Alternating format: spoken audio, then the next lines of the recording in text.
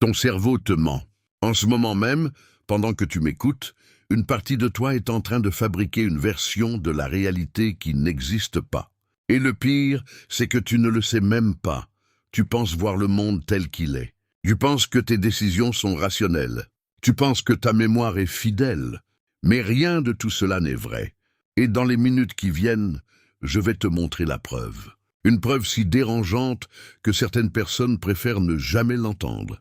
Parce qu'une fois qu'on la connaît, on ne peut plus revenir en arrière. Voici ce qui est fascinant. Ton cerveau ne te montre pas la réalité. Il te montre une reconstruction, une simulation, un film qu'il fabrique en temps réel, à partir de fragments, de suppositions, et surtout de croyances anciennes que tu as accumulées sans même t'en rendre compte. Et ce film, il te le présente comme s'il était la vérité absolue. C'est pour cela que deux personnes peuvent vivre exactement la même situation et en ressortir avec deux histoires complètement différentes. Ce n'est pas la situation qui change, c'est le filtre. Pourtant, la majorité des gens ne remettent jamais ce filtre en question. Ils se réveillent chaque matin et ils rejouent, sans le savoir, le même scénario mental que la veille. Les mêmes pensées, les mêmes peurs, les mêmes limites. Et ils appellent ça la réalité, alors qu'en vérité, ce n'est qu'une habitude. Une habitude si ancienne, si répétée, qu'elle a fini par ressembler à une vérité. C'est exactement ce que Earl Nightingale appelait, il y a des décennies déjà, le secret le plus étrange. Il ne parlait pas de magie, il parlait d'un mécanisme. Un mécanisme silencieux qui façonne chaque vie humaine, à l'insu de presque tout le monde. La plupart des gens ignorent complètement cela. Ce n'est pas le monde extérieur qui détermine ta vie. C'est l'image que tu portes en toi. Et cette image, ton cerveau la protège comme un trésor. Même quand elle te fait du mal. Même quand elle t'empêche d'avancer. Parce que pour ton cerveau, la priorité n'est pas ton bonheur. La priorité, c'est la cohérence. Laisse-moi t'expliquer ce que ça signifie vraiment. Imagine un homme qui, depuis l'enfance, a entendu qu'il n'était pas doué pour l'argent. Une phrase banale, dite sans intention de nuire, peut-être même dite avec amour. Mais cette phrase s'est logée quelque part, profondément, et elle est devenue une instruction silencieuse. Des années plus tard, cet homme gagne un peu d'argent. Et sans comprendre pourquoi, il le perd. Une mauvaise décision, une dépense imprévue, une opportunité manquée au pire moment. Il pense que c'est la malchance. Il pense que le monde est injuste avec lui. Mais ce n'est pas le monde qui agit contre lui, c'est son cerveau qui travaille en coulisses pour ramener la réalité extérieure en accord avec la croyance intérieure. Ce mécanisme a un nom, on l'appelle l'homéostasie psychologique. Ton esprit résiste au changement, même positif, parce que le changement représente l'inconnu, et l'inconnu, pour un cerveau ancien, programmé pour la survie, ressemble à un danger. Alors il te ramène toujours vers ce qu'il connaît. Vers ce qui est familier, même si familier signifie souffrant, même si familier signifie médiocre. Mais ce n'est pas le plus surprenant. Le plus surprenant, c'est que ce mécanisme ne concerne pas uniquement l'argent. Il façonne absolument tout. Tes relations, ta santé, ta confiance, ta capacité à recevoir de l'amour, du succès, du respect. Si, quelque part en toi, tu portes la croyance silencieuse que tu ne mérites pas mieux, alors chaque occasion de recevoir mieux sera, d'une façon ou d'une autre, neutralisée, pas par le destin, par toi-même. Inconsciemment, avant de continuer, il faut comprendre une chose essentielle. Ton cerveau ne cherche pas à te rendre heureux. Il cherche à avoir raison. C'est la raison pour laquelle un homme qui croit que les gens finissent toujours par le trahir va, sans le vouloir, interpréter chaque silence, chaque retard, chaque malentendu comme une preuve supplémentaire de sa croyance. Il ne voit plus la réalité, il voit une version de la réalité fabriquée pour confirmer ce qu'il croyait déjà. Les psychologues appellent cela le biais de confirmation. Mais ce nom scientifique cache une vérité bien plus intime. Ton esprit ne cherche pas la vérité. Il cherche la confirmation. Et voici ce qui est encore plus troublant.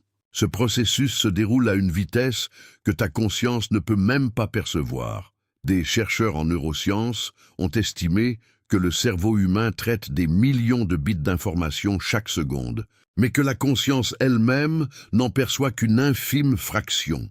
Le reste est filtré, trié, interprété par ce que les anciens auteurs du développement personnel appelaient le mental subconscient. Et ce filtre n'est pas neutre. Il est construit à partir de ton passé. Alors pose-toi une question que très peu de gens osent se poser sincèrement. Quelle croyance silencieuse dirige-tu ta vie en ce moment, sans même le savoir? Ce que très peu de personnes comprennent, c'est qu'on ne change pas sa vie en changeant ses circonstances. On change sa vie en changeant l'image qu'on porte de soi-même. James Allen l'écrivait déjà avec une clarté brutale. L'homme est littéralement ce qu'il pense, son caractère étant la somme totale de toutes ses pensées. Ce n'est pas une formule poétique. C'est une description exacte d'un mécanisme mental. Et c'est précisément ici que tout change, parce que si ton cerveau peut te maintenir prisonnier d'une version limitée de toi-même à travers la répétition, alors la répétition, utilisée consciemment, peut aussi te libérer. C'est le principe fondamental que tous les grands penseurs de la réussite ont découvert, chacun à leur manière. Napoleon Hill, après avoir étudié pendant plus de 20 ans les hommes les plus riches et les plus influents de son époque, est arrivé à une conclusion presque dérangeante. Ce ne sont pas les circonstances extérieures qui séparent ceux qui réussissent de ceux qui échouent. C'est la structure de leur pensée dominante. Ceux qui réussissent ne pensent pas nécessairement mieux de façon ponctuelle. Ils pensent mieux de façon répétée. Chaque jour, chaque heure, jusqu'à ce que cette pensée devienne une seconde nature. Imagine maintenant 2 graines, plantées dans la même terre, arrosées avec la même eau, exposées à la même lumière. L'une porte en elle l'information pour devenir un chêne, l'autre pour devenir une ronce. Elles ne choisissent pas consciemment ce qu'elles deviennent. Elles suivent simplement leur programmation. Un être humain n'est pas si différent, sauf sur un point absolument crucial. Contrairement à la graine, l'humain a la capacité de changer sa propre programmation. C'est là que réside le véritable pouvoir, pas dans la motivation passagère. Pas dans un moment d'enthousiasme qui s'évapore après quelques jours, mais dans la répétition consciente d'une nouvelle image mentale jusqu'à ce qu'elle devienne aussi automatique que l'ancienne. Voici ce qui est fascinant. Le cerveau ne fait pas de différence claire entre une expérience vécue intensément dans la réalité et une expérience vécue intensément dans l'imagination. C'est pour cette raison que la visualisation, loin d'être une pratique naïve, a été utilisée par des athlètes olympiques, des chirurgiens, des entrepreneurs et des scientifiques pour préparer leur système nerveux à des performances qu'ils n'avaient pas encore vécues physiquement. Joseph Murphy expliquait ce principe d'une façon simple. Ce que le mental subconscient accepte comme vrai, il travaille sans relâche à le manifester dans la réalité extérieure. Non pas par magie, mais parce qu'une croyance intériorisée oriente silencieusement tes choix, ton langage corporel, ton énergie, et même les opportunités que tu remarques ou que tu ignores complètement. C'est exactement pour cela que 2 personnes peuvent croiser la même opportunité au même moment, et que l'une la saisit pendant que l'autre ne la voit même pas. Ce n'est pas une question de chance, c'est une question de préparation intérieure. La plupart des gens attendent que leurs circonstances changent avant de changer leur état intérieur. Ils se disent « Quand j'aurai de l'argent, je serai confiant. Quand je réussirai, je serai fier de moi. » Mais ce raisonnement est inversé. Et c'est précisément pour cette raison qu'il ne fonctionne presque jamais.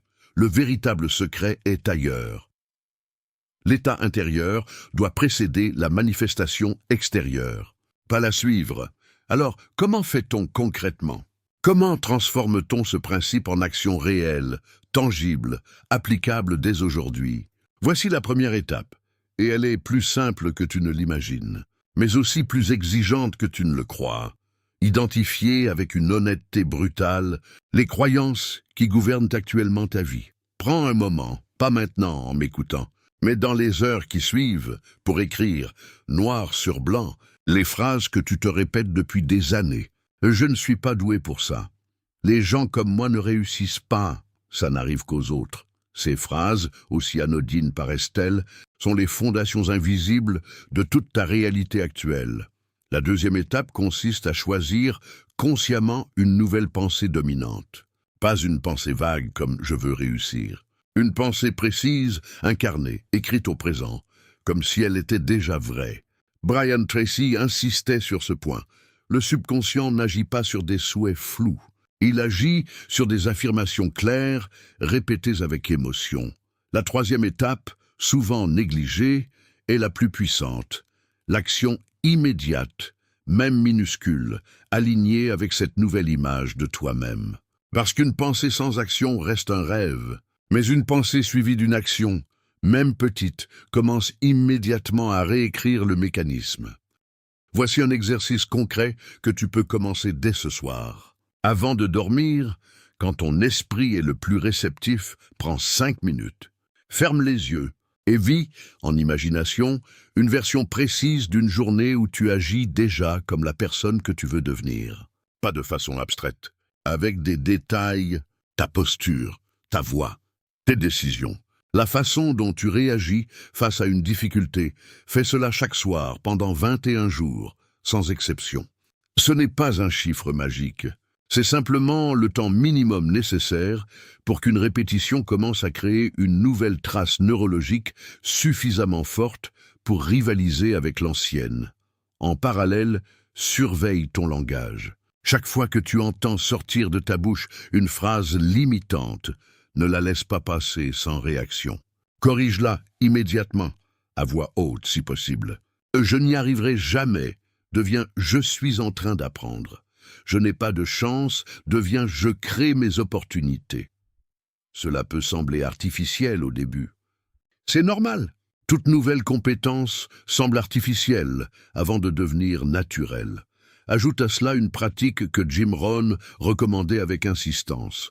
La lecture quotidienne, ne serait-ce que 10 pages, d'un contenu qui nourrit cette nouvelle vision de toi-même. Parce que ton esprit se façonne à partir de ce qu'il consomme régulièrement, exactement comme ton corps se façonne à partir de ce qu'il mange. Et surtout, entoure-toi autant que possible de personnes dont l'état d'esprit reflète déjà ce que tu essayes de devenir. Non pas par snobisme, mais parce que l'environnement humain agit comme un accélérateur ou comme un frein invisible sur toute transformation intérieure. Maintenant, laisse-moi te dire quelque chose que la plupart des vidéos de ce genre évitent de dire, parce que c'est inconfortable à entendre. Ce processus ne sera pas linéaire. Il y aura des jours où tu retomberas exactement dans l'ancien schéma, où la vieille voix reviendra plus forte, plus convaincante, te murmurant que rien de tout cela ne fonctionne, que tu perds ton temps, que tu es le genre de personne pour qui ça ne marche jamais. C'est précisément à ce moment-là que tout se joue. Parce que la vieille version de toi ne disparaît pas en silence. Elle résiste. Elle se bat pour survivre, exactement comme n'importe quel système habitué à un certain équilibre. Et la différence entre ceux qui transforment réellement leur vie et ceux qui abandonnent après quelques semaines, ce n'est pas l'absence de résistance intérieure, c'est la capacité à continuer malgré elle. Pense à ce moment précis, dans quelques mois, où tu regarderas en arrière et où tu réaliseras que la version de toi qui écoute ces mots en ce moment était sur le point de basculer, sur le point de choisir, sans même s'en rendre compte, entre continuer à rejouer le même scénario mental depuis des années ou commencer aujourd'hui à réécrire, phrase après phrase, jour après jour, une histoire complètement différente. Zig Ziglar disait que la motivation ne dure pas longtemps. C'est vrai, personne ne le nie, mais il ajoutait immédiatement: c'est exactement pour cela qu'on la renouvelle chaque jour, comme on se lave chaque jour. Alors, ne cherche pas la transformation instantanée. Cherche la répétition patiente. Parce que c'est elle, et elle seule, qui finit toujours par l'emporter sur l'ancien conditionnement. Ton cerveau t'a menti pendant des années. Pas par malveillance, simplement parce qu'il faisait ce pourquoi il a toujours été conçu. Répéter ce qui est familier. Mais maintenant que tu connais le mécanisme, tu n'as plus l'excuse de l'ignorance. À partir de ce moment précis, chaque pensée que tu choisis de répéter devient une brique, et chaque brique, posée avec constance, finit par construire une vie entièrement différente de celle que ton ancien conditionnement avait prévue pour toi. La question n'est plus de savoir si ton esprit peut changer. La question est de savoir ce que tu vas décider, dès aujourd'hui, de lui répéter.